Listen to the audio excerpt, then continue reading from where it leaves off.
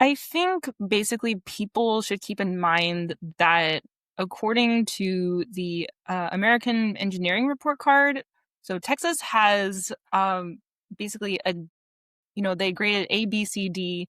Texas has a D rating on their, levees, on drinking water, Wow.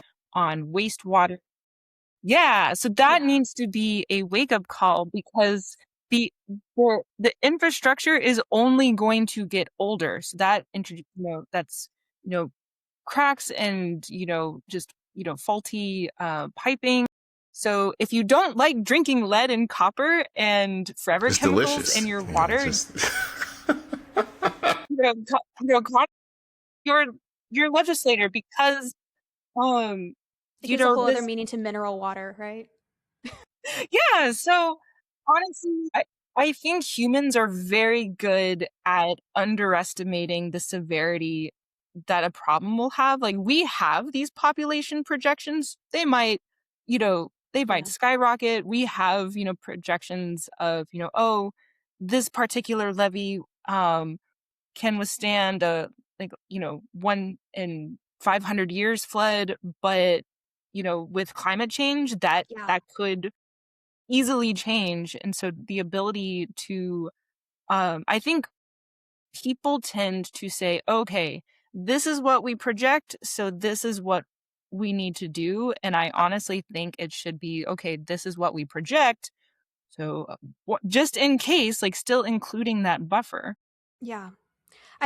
This one hits home for me when you talk about drinking water because back home I'm from a real rural town in South Texas called San Diego, Texas, and I'm talking like caliche, like rocky roads, potholes the size of like Mars. Like we have this one oil tycoon whose estate ends up paying for road improvements because we cannot afford or we don't know how to advocate for ourselves to find funding, and it is a whole thing.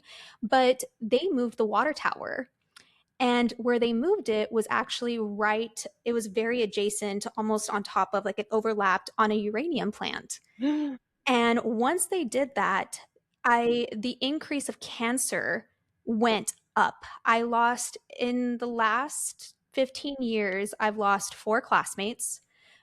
Several of the people that lived around us, if you were in proper San Diego, so there's also people that live in county roads and they have their own water systems and water wells because it's a rural community. But if you lived in San Antonio proper, or sorry, San Diego proper, and you had to use the water tower and the water system in town, those people were getting sick, and it wasn't even the same type of cancer. It was leukemia, it was brain cancer, it was breast cancer, it was lung cancer. It was taking out people left and right.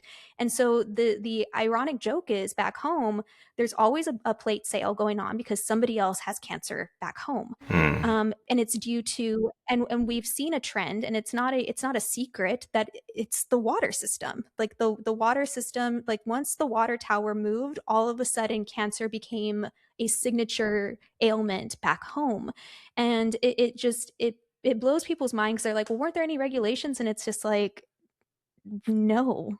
Like, there was not the type of protections 30 years ago, 25 years ago that there are today. And then now we're seeing those regulations being completely taken back, right?